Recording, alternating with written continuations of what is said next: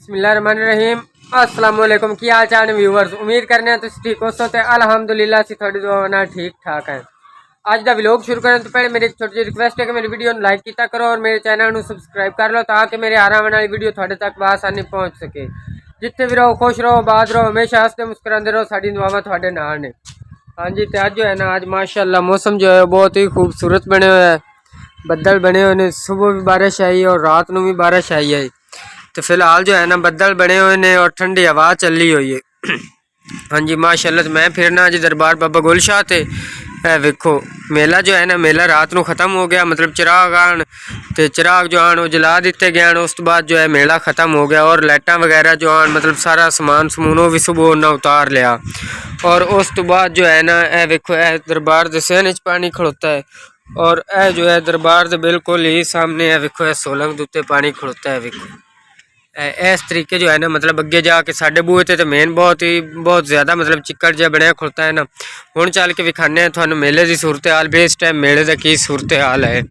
जी सब तो पहले तो दो जंप लगे हुए हैं, ये बाबे जाफिर दे ने, और जो थले बैठा बाबा जाफिर तो ये तो फिर इतों का रैश ही है ना। इस वजह तो ये तो कितें भी नहीं जाता क्योंकि मेला होवे ना होवे मुड़ बाबे तो इत्थे रहना होंदा है ना, इस वजह तो।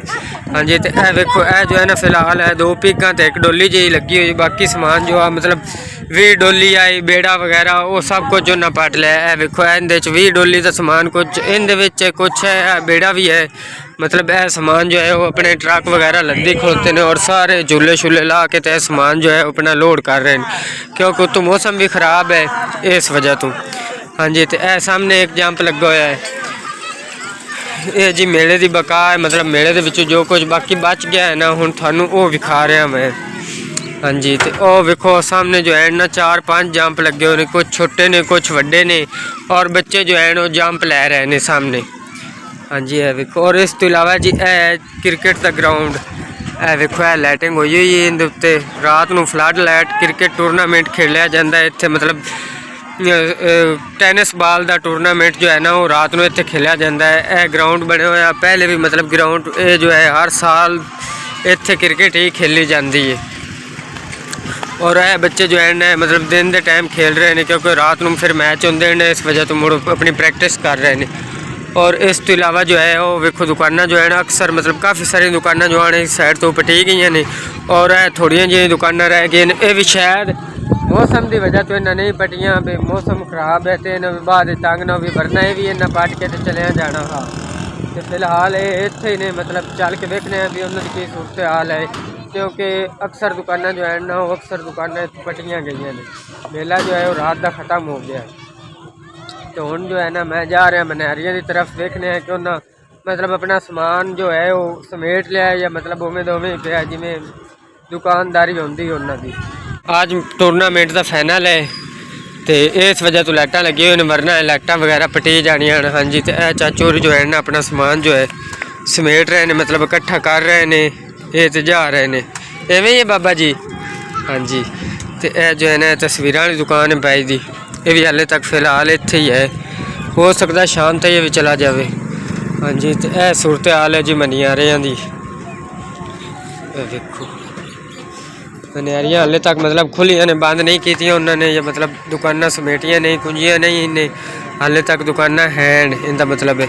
तो और सामने जो है ना इत्थे भाई इमरान का होटल आ, जिथे होटल दोबारा बनया खुद हाले तक छत पिछू नहीं पाई उन्होंने, पर यह है भी मेले की वजह तो फिर ना उन्हें होटल वगैरह जो है वो चालू कर लिया, मतलब आवाम को पता होवे कि होटल जो है वो चलता पे। हाँ जी माशाल्लाह।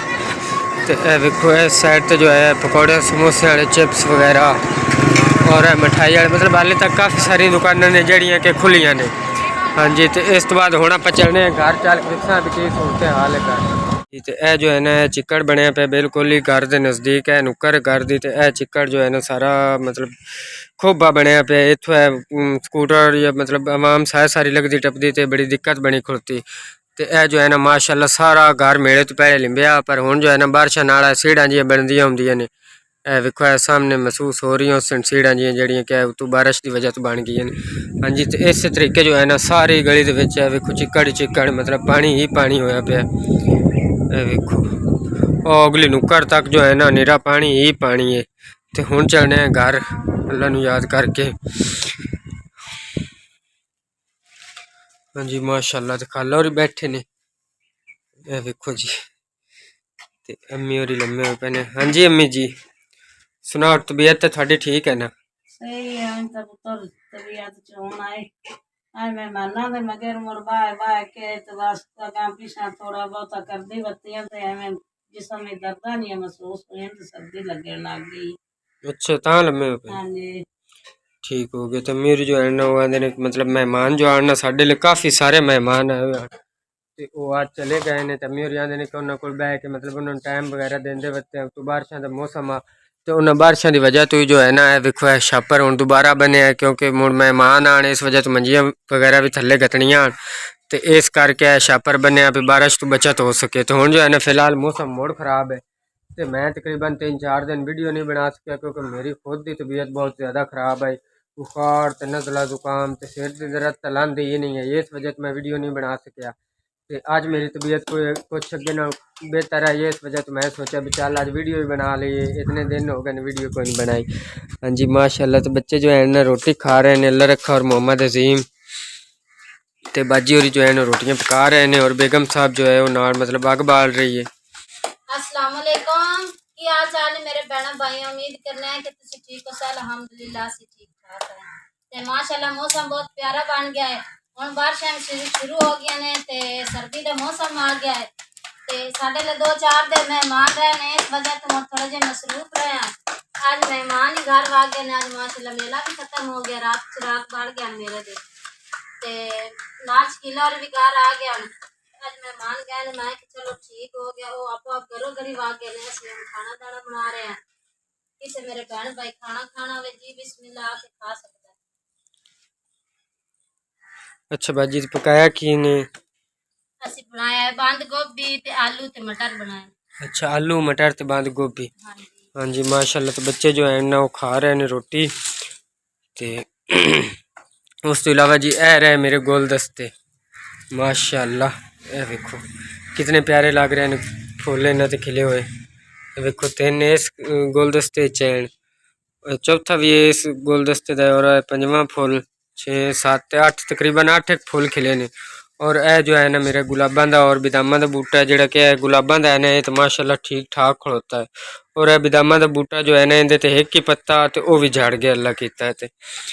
हाँ जी और इस दे थल्ले जी है अंब का बूटा लाया हुआ है जोड़ा कि माशाल्लाह हाले तक तो हरा भरा खड़ोता है तो अल्लाह खैर करसी इंशाअल्लाह उल अज़ीम अल्लाह करसी तो हो पहुँची।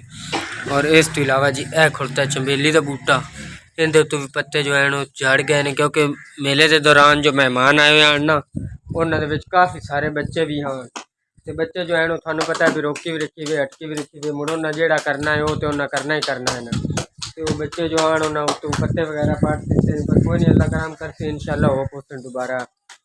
तो ये है भी मेले तो चलो रौनक आई मतलब मेहमान आए हुए हैं तो खुशी खुशी सारे मतलब इतने इकट्ठे हुए हैं तो हुण मेला मुक गया है तो सारी रौनक ही मुक गई रात में मेला मुक्या तो अज सारे मेहमान जो हैं आपको अपने घर चले गए हैं तो कोई कितने दिन किसी को रवे मुड़ हर किसी आपो अपने घर से जाना ही होंगे है कोई साल 10 साल भी रवे ना तो अंत में उस अपने घर जाना है। तो इस वजह तो मेहमान जो हैं सारे चले गए ने तो हुण जो घर है ना वो बिल्कुल ही खाली खाली जहा लग रहा है सुना सुना के। तो अज का व्लॉग आप इत्थे खत्म करने इंशाअल्लाह उल अज़ीम अगर जिंदगी रही तो फिर मुलाकात होसी। खुदा हाफिज़।